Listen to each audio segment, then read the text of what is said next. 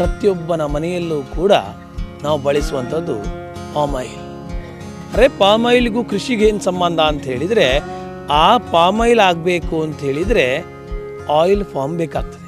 Palm oil ಮಾಡುವಂತಹ ಆ ಕಾಯಿಯನ್ನು ಕೃಷಿ ಕಾರ್ಯಕ್ರಮದಲ್ಲಿ ಗಮನಿಸಲಿಕ್ಕಿದ್ದೇವೆ.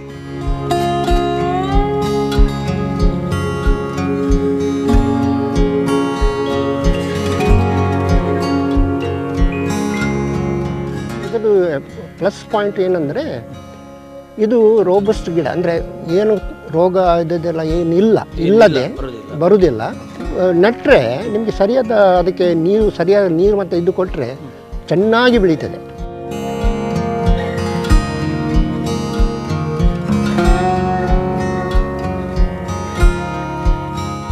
ಗಿಡ ಚೆನ್ನಾಗಿ ಬಂದರೆ 1.5 ವರ್ಷದಲ್ಲಿ ಹೂವು ಬಿಡಲಿಕ್ಕೆ ಸ್ಟಾರ್ಟ್ ಆಗ್ತದೆ. ಇದಕ್ಕೆ ನೀವು ನೀರು ಕೊಡದಿದ್ದರೂ ತಾಳೆ ಏನಾಗುವುದಿಲ್ಲ, ಮರ ಏನಾಗುವುದಿಲ್ಲ, ಗಿಡ ಏನಾಗುವುದಿಲ್ಲ. ಅದೇ ನಿಮಗೆ ಅಡಿಕೆಗೆ ನಿಮಗೆ ಒಂದು 10 ದಿನ 15 ದಿನ ನೀರು ಕೊಡದಿದ್ದರೆ ಇಳ್ಳೆಲ್ಲ ಹೋಯಿತು. ಮತ್ತು ಅದು ರಿವೈವ್ ಆಗಲಿಕ್ಕೆ 1-2 ವರ್ಷ ಬೇಕು.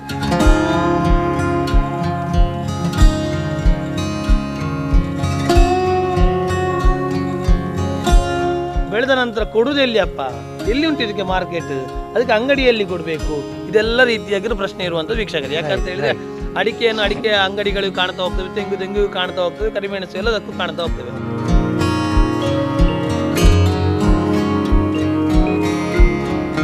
ಯಾರು ತೆಗೆದುಕೊಂಡು ಹೋಗ್ತಾರೆ ಅಂತ ಇಲ್ಲ, ಯಾರು ಅದನ್ನು ಕದ್ದುಕೊಂಡು ಹೋಗ್ತಾರೆ ಅಂತ ಆ ಪ್ರಶ್ನೆ ಇಲ್ಲ.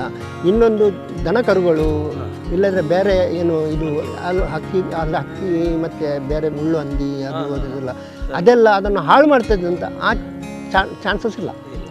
ಆ ಮುಳ್ಳಿನಿಂದಾಗಿ ಅದರ ಹತ್ತಿರ ಯಾವುದೂ ಬರುವುದಿಲ್ಲ. ಹೌದು.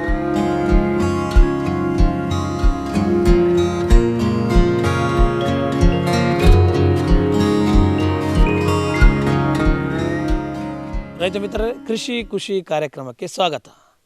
ಇವತ್ತಿನ ಗಮನಿಸುವಂತಹ ಕೃಷಿ ಬಹಳಷ್ಟು ದೊಡ್ಡ ಮಟ್ಟದಲ್ಲಿ ಪ್ರಸಿದ್ಧಿಗೊಳ್ತಾ ಇರುವಂತಹ ಕೃಷಿ.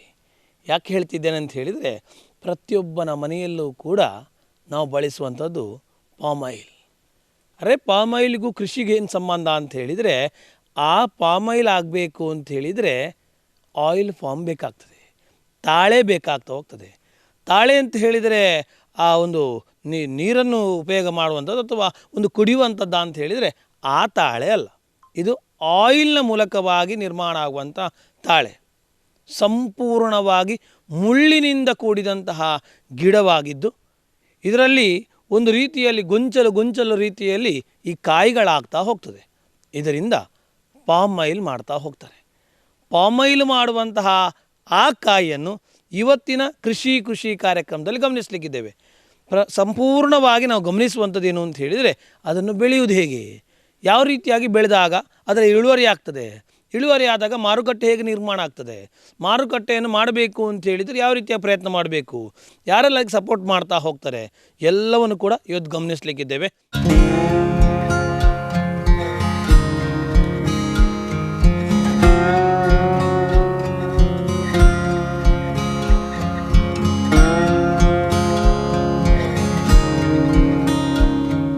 ಪಾಮ್ ಆಯಿಲ್ ನಿರ್ಮಾಣ ಆಗುವಂತಹ ತಾಳೆ ಬೆಳೆಯ ಬಗ್ಗೆ ಸಂಪೂರ್ಣವಾಗಿರುವಂಥ ಮಾಹಿತಿಯನ್ನು ನಮಗೆ ನೀಡಲಿಕ್ಕಿದ್ದಾರೆ ರಾಬರ್ಟ್ ಡಿಸೋಜ ಅವರು ನಮ್ಮೊಂದಿಗಿದ್ದಾರೆ. ನಮಸ್ಕಾರ ಸರ್. ನಮಸ್ಕಾರ. ಭಾಳ ಹೆಮ್ಮೆ ಆಗುವಂಥ, ಯಾಕಂತ ಹೇಳಿದರೆ ಸಮಗ್ರ ಕೃಷಿಕರು ಪ್ರತಿಯೊಂದು ರೀತಿಯಾಗಿರುವಂಥ ಕೃಷಿಗಳನ್ನು ಕೂಡ ಮಾಡುತ್ತಾ ಹೋಗ್ತಾರೆ. ಅಡಿಕೆಯಲ್ಲಿ ಅಡಿಕೆ ಮಾಡುವಂಥದ್ದು ಇರ್ಬೋದು, ತೆಂಗು ಮಾಡ್ತಾ ಹೋಗ್ತಾರೆ, ಬೇರೆ ಬೇರೆ ರೀತಿಯಾಗಿರುವಂಥ ಹಣ್ಣು ಹಂಪಲುಗಳಿರ್ಬೋದು, ಕಾಳು ಮೆಣಸು ಇರ್ಬೋದು. ಅದರೊಟ್ಟಿಗೆ ತಾಳೆ ಬೆಳೆ ಮಾಡಬೇಕು ಅಂತ ಹೇಳುವಂತಹ ಇಚ್ಛೆಯಿಂದ ಸುಮಾರು 13 ವರ್ಷಗಳ ಹಿಂದೆ ಪ್ರಾರಂಭ ಮಾಡ್ತಾ ಹೋದ್ರಂತೆ. ಯಾವಕ್ಕೆ ಪ್ರಾರಂಭ ಮಾಡಿದರು, ಯಾರು ಪ್ರೇರೇಪಣೆ ಕೊಟ್ಟರು, ಯಾವ ಉದ್ದೇಶಕ್ಕೂ ಪ್ರಾರಂಭ ಮಾಡಿದರು, ಎಲ್ಲವನ್ನು ಕೂಡ ಕೇಳಬೇಕು ನಿಮ್ಮ ಹತ್ರ. ಪ್ರಾರಂಭ ಹಂತ ಹೇಗಿತ್ತು, ಯಾಕೆ ಮಾಡಬೇಕು ಅಂತ ಅನಿಸ್ತು? ಪ್ರಾರಂಭ ಮಾಡಲಿಕ್ಕೆ ನಮಗೆ ಒಂದು ಅಡ್ವರ್ಟೈಸ್ ಮುಖಾಂತರ ಇದು ಮಾಡಿತ್ತು. ಒಂದು ಅಡ್ವರ್ಟೈಸ್ ಬಂತು, ಅದು ಕೂಡ ಗಾಡ್ರೇಜ್ ಬೆಟ್ ಕಂಪೆನಿ ಅವ್ರದ್ದು ಅಡ್ವರ್ಟೈಸ್ ಒಳ್ಳೆಯದಿತ್ತು. ಅಂದರೆ ಮತ್ತೆ ನನಗೆ ಒಂದು ಕೃಷಿಯಲ್ಲಿ ಭಾಳ ಇಂಟ್ರೆಸ್ಟ್ ಉಂಟು ಚಿಕ್ಕಂದಿನಿಂದಲೂ. ಪ್ರಾರಂಭ ಹಂತ ಯಾವಾಗಿತ್ತು? ನೀವು ಎಷ್ಟನೇ ಕ್ಲಾಸಲ್ಲಿ ಇದು ಮಾಡಿ ಹೇಗೆ ಬಂದ್ರಿ? ಸಾಧಾರಣ ಒಂದು 8-10 ವರ್ಷ ಆಗುವಾಗಲೇ ನಾನು ಸ್ವಲ್ಪ ಸ್ವಲ್ಪ ತರಕಾರಿ ಅದೆಲ್ಲ ಮಾಡ್ತಾ ಇದ್ದೆ.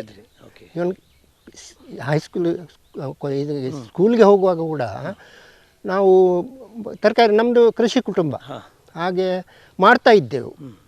ಹಾಗೆ ಅದರಲ್ಲಿ ನಾನು ಭಾಗಿಯಾಗ್ತಿದ್ದೆ. ನಾನು ಸ್ವಂತವಾಗಿ ಬೆಳೀತಿದ್ರಿ. ಓಕೆ. ಎಷ್ಟು ಭೂಮಿ ಇತ್ತು ನಿಮಗೆ? ನಮಗೆ ಆ ಟೈಮ್ನಲ್ಲಿ ಸಾಧಾರಣ ಒಂದು 25 ಎಕರೆ ಜಾಗ ಇತ್ತು. ಓಕೆ. ಈಗ ಇಲ್ಲ, ಈಗ ಅದೆಲ್ಲ ಡಿವೈಡ್ ಆಗಿದೆ. ಸರಿ ಸರಿ. ಅಂದರೆ ಕುಟುಂಬದಲ್ಲಿ. ಸರಿ. ಮತ್ತು ಅದು ಕುಟುಂಬದಲ್ಲಿ ಡಿವೈಡ್ ಆಯಿತು. ಹಾಗೆ ಆ ಇಂಟ್ರೆಸ್ಟ್ನಲ್ಲಿ ನನಗೆ ಕೂಡ ಇದರದ್ದು ಅಡ್ವರ್ಟೈಸ್ ಬಂದಾಗ ನಾನು ಬಿಸ್ನೆಸ್ನಲ್ಲಿದ್ದೆ. ಶಾಪ್ ಇತ್ತು. ಓಕೆ. ಎಲ್ಲಿ? ಬಿಸಿ ರೋಡ್ನಲ್ಲಿ. ಓಕೆ. ಸಂತೋಷ್ ಬಜಾರ್ ಅಂತ ಶಾಪ್ ಇತ್ತು. ಓಕೆ. ಹಾಗೆ ನಮ್ಮದೇ ಸ್ವಂತದ್ದು ಇದು? ಹೌದು. ಓಹೋ. ಅದು ಇದರಲ್ಲಿ ಇದರ ಅಡ್ವರ್ಟೈಸ್ ನೋಡುವಾಗ ನನಗೆ ಭಾಳ ಖುಷಿ ಆಯಿತು.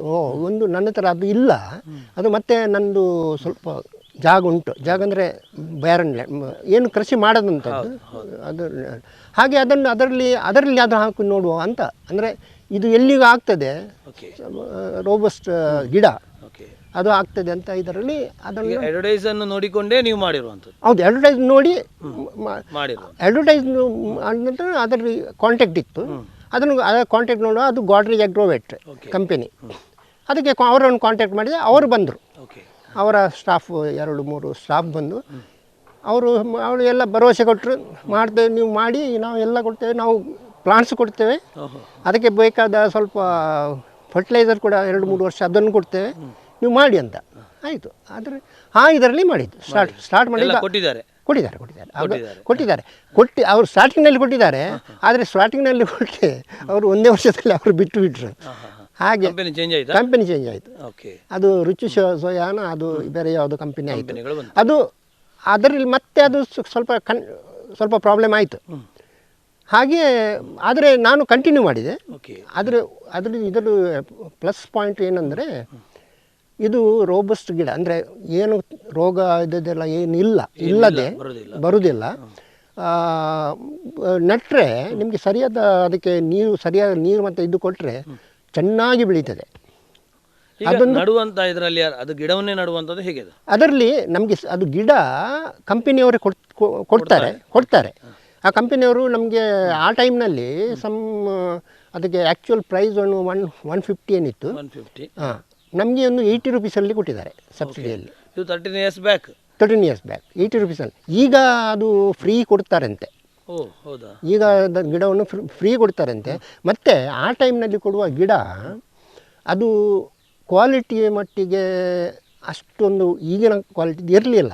ಈಗ ಎಲ್ಲ ಇಂಪೋರ್ಟೆಡ್ ಇದಾಗಿ ಅದು ಗಿಡ ಇದರಲ್ಲಿ ಜಾಸ್ತಿ ಎತ್ತರಕ್ಕೆ ಬೆಳೆಯುವುದಿಲ್ಲ.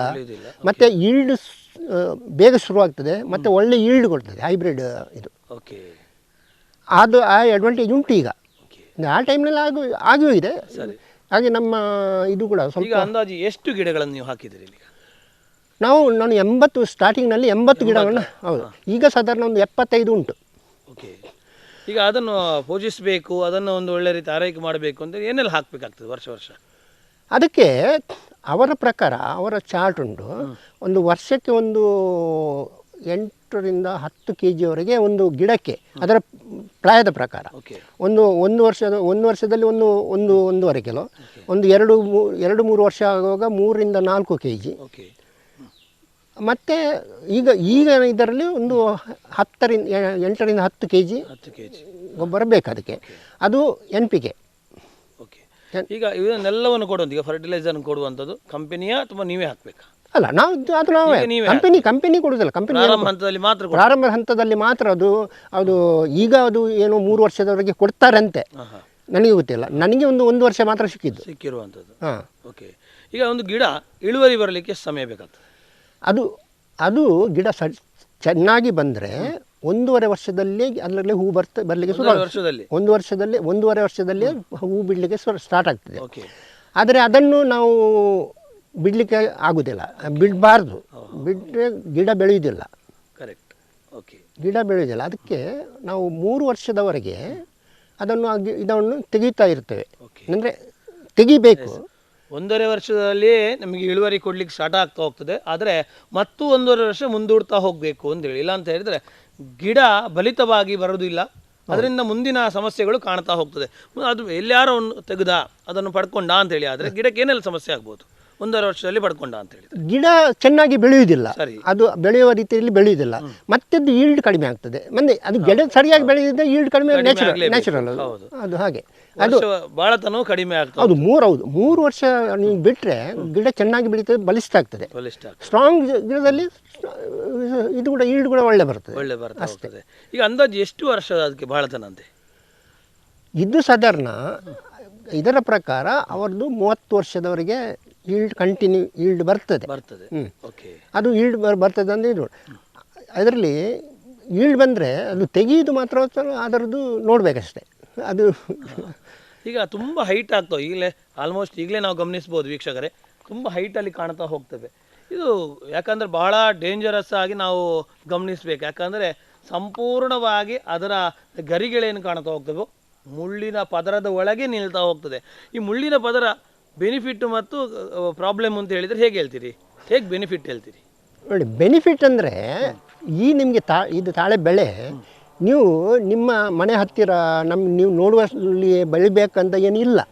ಅಡ್ವಾಂಟೇಜ್ ಅದು ಅಂದರೆ ನೀವು ಎಲ್ಲಿ ಕೂಡ ಎಷ್ಟು ದೂರದಲ್ಲಿ ಕೂಡ ನೀವು ಬೆಳಿ ನಿಮಗೆ ಪ್ಲೇಸ್ ಉಂಟು, ಇದುಂಟು, ನೀವು ಅಲ್ಲಿ ಬೆಳಿಬೋದು. ಯಾರು ತೆಗೆದುಕೊಂಡು ಹೋಗ್ತಾರೆ ಅಂತ ಇಲ್ಲ, ಯಾರು ಅದನ್ನು ಕದ್ದುಕೊಂಡು ಹೋಗ್ತಾರೆ ಅಂತ ಆ ಪ್ರಶ್ನೆ ಇಲ್ಲ. ಇನ್ನೊಂದು ದನ ಕರುಗಳು ಇಲ್ಲದ್ರೆ ಬೇರೆ ಏನು ಇದು ಹಕ್ಕಿ ಮತ್ತು ಬೇರೆ ಇದು ಮುಳ್ಳು ಹಂದಿ ಅದೆಲ್ಲ ಅದೆಲ್ಲ ಅದನ್ನು ಹಾಳು ಮಾಡ್ತದೆ ಅಂತ ಆ ಚಾನ್ಸಸ್ ಇಲ್ಲ. ಆ ಮುಳ್ಳಿನಿಂದಾಗಿ ಅದೊಂದು ಅಡ್ವಾಂಟೇಜ್ ಅಂದರೆ ಅದಕ್ಕೆ ಅದರ ಹತ್ತಿರ ಹೋಗ್ಲಿಕ್ಕೆ ಸಾಧ್ಯ, ಅದರ ಹತ್ತಿರ ಯಾವುದೂ ಬರುವುದಿಲ್ಲ. ಹೌದು, ಅದನ್ನು ಅದಷ್ಟು ಹಕ್ಕಿಗಳು ಕೂತ್ಕೊಳ್ಳಿಕ್ಕೆ ಸಾಧ್ಯ ಇಲ್ಲ, ನವಿಲುಗಳು ಅಥವಾ ಬೇರೆ ಅಲ್ಲ. ಹಕ್ಕಿಗಳು ಇದು ಅದರ ಮೇಲೆ ಕೂತ್ಕೊಳ್ಳಿ ಆಗುದಿಲ್ಲ, ಆದರೆ ಅದನ್ನು ಏನಾದರೂ ಬೇರೆ ಇದನ್ನು ಏನಾದರೂ ಬಿದ್ದರೆ ಅದನ್ನು ತಿಂತವೆ. ಬಿದ್ದರೆ ಮೇಲಿಂದನೇ ಒಕ್ಕಿ ಕೆಳಗೆ ಹಾಕುವಂಥದ್ದು. ಅದು ಏನೋ ಅದಕ್ಕೆ ಒಂದು ಏನೋ ಬಂದು ಮೇಲಿದ್ದು ಸ್ವಲ್ಪ ಸ್ವಲ್ಪ ತಿಂತದೆ. ಅದು ನೆಗ್ಲಿಜಿಬಲ್, ಅದಕ್ಕೇನು ತಲೆ ಕೆಡಿಸ್ಕೊಳ್ಬೇಕಂತ ಇಲ್ಲ. ಅಲ್ಲ, ಅದಕ್ಕೆ ಅದೊಂದು ಅಡ್ವಾಂಟೇಜ್ ಅಂದರೆ ಅದು ಮ್ಯಾಕ್ಸಿಮಮ್ ಅಡ್ವಾಂಟೇಜ್ ಅದು. ಅಂದರೆ ನೀವು ಎಲ್ಲಿ ಕೂಡ ಬೆಳೆಯಿರಿ, ಎಂಥದ್ದು ಇದಕ್ಕೆ ನೋಡೋದ ಜಾಗದಲ್ಲಿ ಏನು ಮಾಡಿದರೂ ನೀವು ಅದು ವಾರಕ್ಕೊಮ್ಮೆ 15 ದಿನಕ್ಕೊಮ್ಮೆ ಹೋಗಿ ಅದನ್ನು ಕಟಾವು ಮಾಡಲಿಕ್ಕೆ ಇದು ಮಾಡಿದರೆ ಸಾಕು. ಮತ್ತು ಫರ್ಟಿಲೈಸರ್ಸ್ ಅದೆಲ್ಲ ರೆಗ್ಯುಲರ್ ಕೊಡಬೇಕು. ಅದು ಫರ್ಟಿಲೈಸರ್ಸ್ ನೀವು ರೆಗ್ಯುಲರ್ ಅಂದರೆ ಒಮ್ಮೆ ಕೊಟ್ಟರೆ ನಿಮ್ಮ ಪ್ರಕಾರ ಒಮ್ಮೆ ಕೊಡ್ಬೋದು, ಆದರೆ ಕೊಟ್ಟರೆ ಅದು ಜಾಸ್ತಿ ವೇಸ್ಟ್ ಆಗುವ ಚಾನ್ಸಸ್ ಜಾಸ್ತಿ. ಒಮ್ಮೆ ಕೊಟ್ಟರೆ ಅದು ನೋಡಿ ಜಾಸ್ತಿ ನೀರು ಬಿದ್ದರೆ ಅದು ಕೆಳಗೆ ಇದು ಹೋಗ್ತದೆ. ಯಾವ ರೀತಿ ಪ್ರಕ್ರಿಯೆಯಲ್ಲಿ ನೀಡ್ತಾ ಹೋಗ್ತೀರಾ? ನಾನು ಸಾಧಾರಣ ಒಂದು 2-3 ತಿಂಗಳಿಗೆ ಒಮ್ಮೆ ಅದನ್ನು ಡಿವೈಡ್ ಮಾಡಿ, ಇಷ್ಟು 10 kg ಅಂತ ಹೇಳಿದ್ರೆ ಅದನ್ನು ಡಿವೈಡ್ ಮಾಡಿ ಒಂದು 2 kg ಮಾಡಿ ಅದನ್ನು ಸ್ವಲ್ಪ ಕೊಟ್ಟರೆ ಅದು ಹೆಚ್ಚು ಸರಿಯಾಗಿ ಸಿಗ್ತದೆ. ಅದು ಇದಕ್ಕೆ ಅಂತಲ್ಲ, ಎಲ್ಲ ಕೃಷಿಗೂ ಅದು ಹಾಗೆ. ಅಂದರೆ ಒಮ್ಮೆ ಕೊಟ್ಟರೆ ಅದು ಜಾಸ್ತಿ ವೇಸ್ಟ್ ಆಗುವ ಚಾನ್ಸಸ್ ಜಾಸ್ತಿ. ಒಂದು ಮಣ್ಣಿನಲ್ಲಿ ಜಾಸ್ತಿ ನೀರಾದರೆ ಹೋಗ್ತದೆ, ಇಲ್ಲದ್ರೆ ನೆಲದ ಅದಕ್ಕೆ ಸಿಗೋದ ಅಷ್ಟು ಆಳಕ್ಕೆ ಹೋಗ್ತದೆ. ಅದಕ್ಕೆ ನೀವು ಸ್ವಲ್ಪ ಕೊಟ್ಟರೆ ಅದಕ್ಕೆ ಬೇಕಾದಷ್ಟು ಸಿಗ್ತದೆ, ನಿಮಗೆ ಇದು ವೇಸ್ಟ್ ಆಗೋದಿಲ್ಲ, ನಿಮ್ಮದು ಕೂಡ ಇದು ಉಳಿತದೆ. ಹಾಗೆ ಖಂಡಿತವಾಗಿ ಒಮ್ಮೆಲೆ ಕೊಟ್ಟ ಹಾಗೆ ನಾವು ಬೆಳಿಗ್ಗೆ ಮಧ್ಯಾಹ್ನ ರಾತ್ರಿ ಅಂತ ಹೇಳುವಂಥದ್ದನ್ನು ಒಮ್ಮೆಗೆ ನಾವು ತಿಂದರೆ ಏನಾಗ್ಬೋದು, ಯೂಸ್ ಆಗಲಿಕ್ಕಿಲ್ಲ. ಅದೇ ಪ್ರಕಾರವಾಗಿ ಅವಕ್ಕೂ ಒಂದು 3-4 ಸಲಕ್ಕೆ ಕೊಡುವ ಮೂಲಕವಾಗಿ ಅದನ್ನು ಬೆಳೀತಾ ಹೋಗ್ತಾರೆ. Very important marketing. ಯಾಕಂತ ಹೇಳಿದರೆ ನಮಗೆಲ್ಲರಿಗೂ ಕೂಡ ಪ್ರಶ್ನೆ ಬರುವಂಥದ್ದು, ಇದನ್ನು ಬೆಳೆದ ನಂತರ ಕೊಡುವುದು ಎಲ್ಲಿಯಪ್ಪ, ಎಲ್ಲಿ ಉಂಟು ಇದಕ್ಕೆ ಮಾರ್ಕೆಟ್, ಅದಕ್ಕೆ ಅಂಗಡಿಯಲ್ಲಿ ಕೊಡಬೇಕು, ಇದೆಲ್ಲ ರೀತಿಯಾಗಿರೋ ಪ್ರಶ್ನೆ ಇರುವಂಥದ್ದು ವೀಕ್ಷಕರು. ಯಾಕಂತ ಹೇಳಿದರೆ ಅಡಿಕೆ ಅಂಗಡಿಗಳಿಗೂ ಕಾಣ್ತಾ ಹೋಗ್ತವೆ, ತೆಂಗಿಗೂ ಕಾಣ್ತಾ ಹೋಗ್ತವೆ, ಕರಿಮೆಣಸು ಎಲ್ಲದಕ್ಕೂ ಕಾಣ್ತಾ ಹೋಗ್ತವೆ. ಪಾಮ್ ಆಯಿಲ್ ಅಥವಾ ಆಯಿಲ್ ಪಾಮ್ ತಾಳೆ ಬೆಳೆಯನ್ನು ಬೆಳೆದರೆ ಅದರ ಕಾಯಿಯನ್ನು ಹೇಗೆ ಕೊಡೋದು ಅಂತ ಕೇಳಿದರೆ ಏನು ಹೇಳ್ತೀರಿ?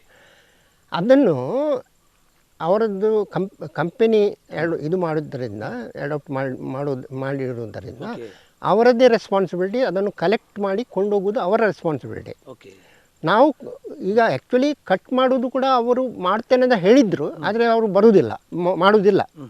ಅವರು ಮಾಡಿದರೆ ಅವರೇ ಕಟ್ ಮಾಡಿಕೊಂಡು ಹೋದರೆ ರೈತರಿಗೆ ಬೆಳೆಯುವವರಿಗೆ ಭಾಳ ಒಳ್ಳೆಯದು.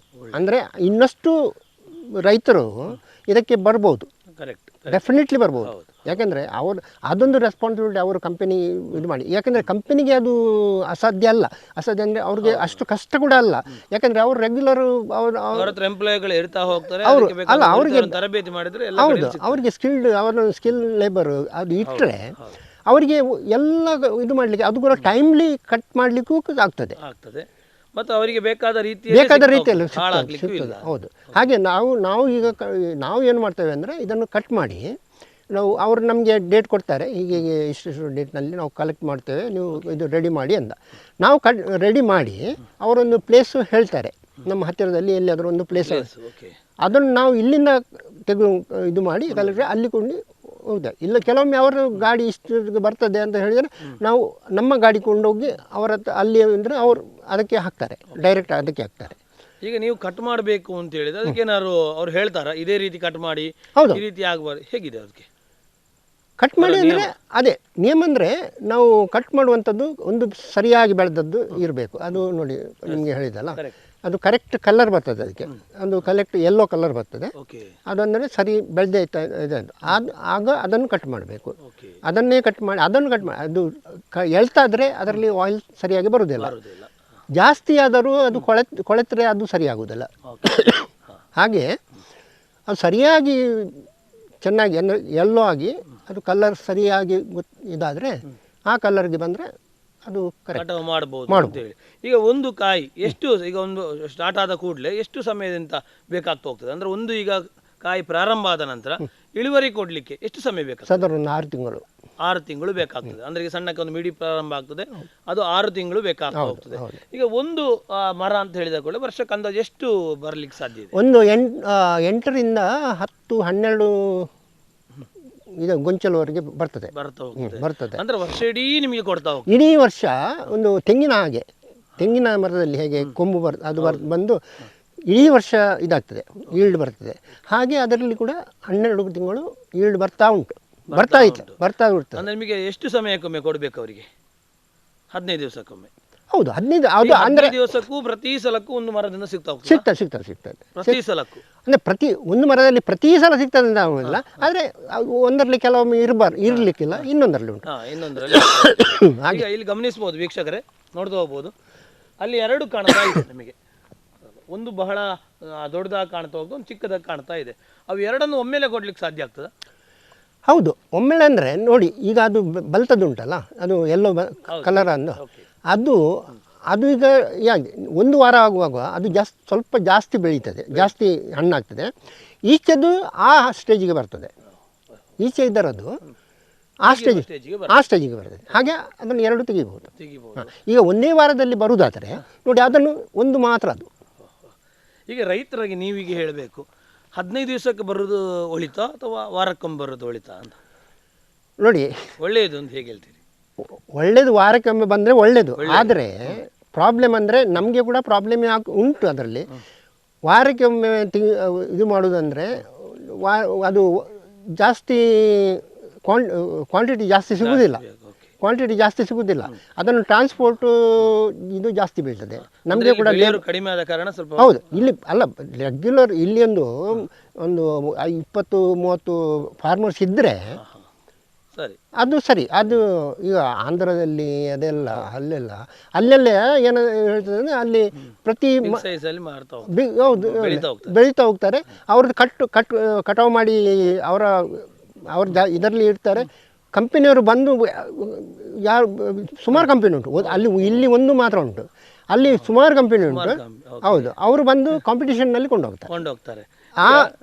ಆ ಸ್ಥಿತಿ ಬಂದರೆ ರೈತರಿಗೆ ಅಡ್ವಾಂಟೇಜ್, ಮತ್ತು ಜಾಸ್ತಿ ಜನ ಕೂಡ ಬೆಳೀಲಿಕ್ಕೆ ಸಾಧ್ಯ ಉಂಟು. ಈಗ ಒಂದು ಗಮನಿಸಬೇಕು, ನಮ್ಮ ದಕ್ಷಿಣ ಕನ್ನಡ ಅಂತ ಹೇಳಿದ ಕೂಡ ನಮಗೆ ತಿಳಿಯುವಂಥದ್ದು ಕಂಗು, ತೆಂಗು, ಬಾರೆ ಅಂತ ಹೇಳುವಂಥ ತಲೆಯಲ್ಲಿ ಇಳುವಂಥ. ಈಗ ಕಂಗಿನ ಬದಲಿಗೆ ತಾಳೆ ಬೆಳೆ ಅಂತ ಹೇಳಲಿಕ್ಕೆ ಸಾಧ್ಯನಾ? ಇಲ್ಲ, ಅಡಿಕೆ ಬೆಳೆ ಬದಲಿಗೆ ತಾಳೆ ಬೆಳೀಲಿಕ್ಕೆ ಆಗ್ತದೆ, ಸಾಧ್ಯ ಉಂಟು. ಒಂದು ಅಡಿಕೆಗೆ ನೀವು ಒಳ್ಳೆ ನೀರಾವರಿ ಇದ್ದ ಜಾಗದಲ್ಲಿ ಅದು ಚೆನ್ನಾಗಿ ಬೆಳೀತದೆ. ಮತ್ತು ಅದಕ್ಕೆ ನೀರು ಕೂಡ ಇದು ಉಂಟು, ನೀರು ಇದಕ್ಕೆ ಕೂಡ ಬೇಕು. ಆ ಜಾಗ ಕಂಪೇರ್ ಮಾಡೋದಕ್ಕೆ ಯಥೇಚ್ಛ ಯಾವುದಕ್ಕೆ ಬೇಕು? ಅಡಿಕೆಗೆ ಬೇಕು. ಹೌದು, ಇದಕ್ಕೆ ಸ್ವಲ್ಪ ಕಡಿಮೆ ಕಡಿಮೆ ಸಾಕು. ಇದು ಗುಡ್ಡದಲ್ಲಿ ಬೆಳೀಲಿಕ್ಕೂ ಆಗ್ತದೆ. ಇದು ಯಾವ ಜಾಗದಲ್ಲಿ ಬೆಳೀಲಿಕ್ಕೆ ಆಗ್ತದೆ. ತುಂಬಾ ನೀರಿದ್ದ ಪ್ರದೇಶದಲ್ಲಿ ತೊಂದರೆ ಇಲ್ಲ. ತೊಂದರೆ ಇಲ್ಲ. ಆದರೆ ನೀರು ಬುಡದಲ್ಲಿ ನಿಲ್ಲಬಾರ್ದು. ಆದರೆ ಸ್ವಲ್ಪ ಬುಡ ಎತ್ತರ ಮಾಡಿ ಇದು ಮಾಡಿದರೆ ಇವನ್ ಟ್ರೆಂಚಸ್ ಕೊಟ್ಟರೆ ಇದು ಇದರಲ್ಲಿ ಕೂಡ ಬೆಳೀಬೋದು. ಮತ್ತು ನೀರು ಇದಕ್ಕೆ ನೀವು ಇದು ಗುಡ್ಡದಲ್ಲಿ ಬೆಳೆದರೆ ಇದಕ್ಕೆ ನೀವು ಎಷ್ಟು ನೀರು ಕೊಡ್ತಿದ್ದೆ ಅಷ್ಟು ಈಲ್ಡ್ ಜಾಸ್ತಿ ಬರುತ್ತೆ. ಮತ್ತು ಈ ಇನ್ನೊಂದು ಅಡ್ವಾಂಟೇಜ್ ಏನಂದರೆ ಇದಕ್ಕೆ ನೀವು ನೀರು ಕೊಡದಿದ್ದರೂ ತಾಳೆ ಏನಾಗೋದಿಲ್ಲ, ಮರ ಏನಾಗೋದಿಲ್ಲ, ಗಿಡ ಏನಾಗೋದಿಲ್ಲ. ಸ್ವಲ್ಪ ಇದು ಈಲ್ಡ್ ಕಡಿಮೆ ಆಗ್ತದೆ. ಆದರೆ ಗಿಡ ಅದೇ ನಿಮಗೆ ಅಡಿಕೆಗೆ ನಿಮಗೆ ಒಂದು 10 ದಿನ 15 ದಿನ ನೀರು ಕೊಡದಿದ್ದರೆ ಈಲ್ಡೆಲ್ಲ ಹೋಯಿತು. ಅದು ನಿಮಗೆ ಗೊತ್ತುಂಟಲ್ಲ. ಗಿಡವು ಕಲರ್ ಚೇಂಜ್ ಆಗಲಿ ಶುರು. ಹೌದು, ಗಿಡ ಚೇಂಜ್ ಮಾಡ್ತಾ ಅಂದರೆ ಈಲ್ಡ್ ಕೂಡ ಹೋಯಿತು. ಮತ್ತು ಅದು ರಿವೈವ್ ಆಗಲಿಕ್ಕೆ 1-2 ವರ್ಷ ಬೇಕು. ಇದಕ್ಕೆ ಹಾಗೆ ಅಲ್ಲ. ಅದು ಮೇನ್ ಅಡ್ವಾಂಟೇಜ್ ಅದು. ಓಕೆ, ಈಗ ಆದಾಯ ಅಂತ ಗಮನಿಸು ಅಂತೇಳಿ ಆದರೆ ಕಂಪೇರ್ ಮಾಡೋದು ಅಂತೇಳಿ ಆದರೆ ಅಡಿಕೆಗೆ ಮತ್ತು ಇದನ್ನು ಕಂಪೇರ್ ಮಾಡಿದರೆ ನಿಮಗೆ 100 ಅಡಿಕೆಯಲ್ಲಿ 100 ಅಡಿಕೆ ಇದರಲ್ಲಿ ಅಬೌಟ್ 2.5 into 100 ಅಂದರೆ ಎಷ್ಟು ಆಯಿತು? 250 kgs. 250 kgs ಇದುಂಟು. ಆ 250 kgಗೆ ಈಗಿನ ದರದಲ್ಲಿ 500 ರೂಪಾಯಿಗೆ ರೇಟ್ ಮಾಡಿ. ಇದರಲ್ಲಿ ಅದರದ್ದು ಒಂದು 4ರಷ್ಟು ಕಡಿಮೆ. ನೀವು ಹೇಳಿರೋದು ಅಡಿಕೆಗೆ 250 kgಗೆ 500 ರೂಪಾಯಿಗೆ ಲೆಕ್ಕ ಹಿಡಿದರೆ. ಹೌದು. ಇದರಲ್ಲಿ ನಿಮಗೆ ಅದರ ಒಂದು 4ರಷ್ಟು 1 ಪಾಲು ಇನ್ಕಮ್ ಆ ಲೆಕ್ಕದಲ್ಲಿ. ಆದರೆ ಇದು ನಿಮಗೆ ತೆಂಗಿನಲ್ಲಿ ನಿಮಗೆ ಎಷ್ಟು ಇನ್ಕಮ್ ಬರ್ತದೆ ಅದಷ್ಟು ಇನ್ಕಮ್ ಇದರಲ್ಲಿ ಬರ್ತದೆ ಡೆಫಿನೆಟ್ಲಿ ಬರ್ತದೆ. ನಾನು ಅದು ಕಂಪೇರ್ ಮಾಡಿ ನೋಡಿದೆ. ನನಗೆ ಇದುಂಟು, ತೆಂಗು ಉಂಟು. ತೆಂಗಿನಷ್ಟು ಇನ್ಕಮ್ ಇದರಲ್ಲಿ ಬರ್ತದೆ.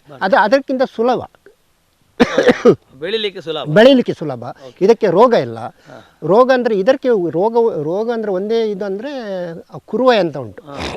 ತೆಂಗಿಗೆ ಸಮಸ್ಯೆ ಇರುವ ಕುರುವೆ. ಹೌದು. ಅದು ತೆಂಗಿಗೆ ಇದಕ್ಕಿಂತ ಜಾಸ್ತಿ ಎರಡೂ ಇದೆ. ಅದು ಒಂದು ಇದು ಆದರೆ ಅದು ಬೇರೆ ಏನು ಪ್ರಾಬ್ಲಮ್ ಬರುವುದಿಲ್ಲ. ಆರಾಮಾಗಿ ಬೆಳೀತದೆ. ಅದು ಮಾತ್ರ ಒಂದು ಪ್ರಾಬ್ಲಮ್. ಆದರೆ ನಿಮಗೆ ತೆಂಗಿಗಿಂತ ತಾಳೆ ಒಳ್ಳೆಯದಂತ ಕಾಣ್ತದೆ ನಿಮಗೆ. ಅಂದರೆ ನನ್ನ ಪ್ರಕಾರ ಅದರಲ್ಲಿ ಪ್ರಾಬ್ಲಮ್ ಅಂದರೆ ನೋಡಿ, ಒಂದು ಯಾರು ತೆಗೆದುಕೊಂಡು ಹೋಗ್ತಾರೆ, ದೂರ ಇದ್ದರೆ ಆದರೂ ಯಾರು ತೆಗೆದುಕೊಂಡು ಹೋಗ್ತಾರೆ. ಮತ್ತು ಅದು ಈಗ ಎಲ್ಲ ನುಸಿ ರೋಗ ಅದೆಲ್ಲ ಉಂಟು, ಸಮಸ್ಯೆಗಳು ಉಂಟು. ಮತ್ತು ಅದು ಹಾಳಾಗ್ತದೆ. ಅದು ನೋಡಿ, ಈಗ ಈ 2-3 ವರ್ಷದಿಂದ ಅದು ಉಂಟು. ಅಂದರೆ ತೆಂಗಿನಕಾಯಿ ಒಂದು ಈಗ ಅಬೌಟ್ 40%ಗೆ ಬಂದಿದೆ ಈಲ್ಡ್. ಹಾಗೆ ಇದರದ್ದು ಆ ಪ್ರಾಬ್ಲಮ್ಸ್ ಎಲ್ಲ ಏನಿಲ್ಲ. ಇದರದ್ದು ಒಂದೇ ಪ್ರಾಬ್ಲಮ್ ಅಂದರೆ ಮುಳ್ಳು ಕಟಾವು ಮಾಡುವಂಥದ್ದು. ಈಗ ಕಟಾವು ಮಾಡಬೇಕು ಅಂತ ಹೇಳಿದರೆ ನೀವು ಹೇಗೆ ಅದಕ್ಕೊಂದು ಸಾಧನ ಬಳಸ್ತೀರಿ?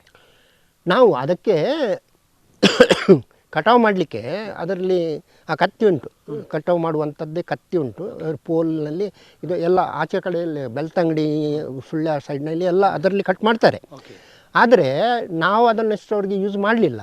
ಅಂದರೆ ಉಂಟು ನನ್ನ ಹತ್ರ ಕೂಡ. ನಾನು ಅಂದರೆ ಒಂದು ಸ್ಟಾರ್ಟಿಂಗ್ನಲ್ಲಿ ಒಮ್ಮೆ ಇದರಿಂದ ಕೊಟ್ಟಿದ್ದರು. ಆದರೆ ಅದು ಕ್ವಾಲಿಟಿ ಸರಿ ಇಲ್ಲ. ಆ ಕ್ವಾಲಿಟಿ ಅಂದರೆ ಇಲ್ಲಿದ್ದು ನಿಮಗೆ ಗೊತ್ತುಂಟಲ್ಲ, ಎಲ್ಲ ನಮಗೆ ಎಂಥದ್ದೆಲ್ಲ ಕೊಡ್ತಾರೆ, ಅದು ಆ ಮಾರ್ಕಿನದ್ದು ಇಲ್ಲ. ಈಗ ಒಂದು ಇದು ಮಾಡಿದ್ದೇನೆ, ಅವರು ಯೂಸ್ ಮಾಡುವಂಥದ್ದು ಅದು ಕರೆಕ್ಟ್ ಕಟ್ ಆಗ್ತದೆ. ಅಷ್ಟು ಅದು ಕ್ವಾಲಿಟಿ ಉಂಟು. ಅದೆಲ್ಲ ಈಗ ಎಲ್ಲ ಇಂಪೋರ್ಟೆಡ್ ಅಂತ ಹೇಳ್ತಾರೆ. ಇಂಪೋರ್ಟೆಡ್ ಇದು ಮಾಡಿ ಕೊಡ್ತಾರೆ, ಇಂಪೋರ್ಟೆಡ್ ತಂದು ಕೊಡ್ತಾರೆ. ಅದನ್ನು ಕೊಡ್ತಾರೆ. ಅದರಿಂದಾಗಿ ಕಟ್ ಎಲ್ಲ ಅದನ್ನು ಯೂಸ್ ಮಾಡ್ತಾರೆ. ಅದು ಮಾಡಿದರೆ ಸುಲಭ, ಒಂದು ಲೆಕ್ಕದಲ್ಲಿ ಸುಲಭ. ಆದರೂ ಎಷ್ಟು ಇದು ಮಾಡಿದರು, ಒಂದು 20 ಅಡಿಯವರೆಗಿಂತ ಮೇಲೆ ಹೋದರೆ ಮತ್ತೆ ಅದು ಪ್ರಾಬ್ಲಮ್ ಆಗ್ಬೋದು.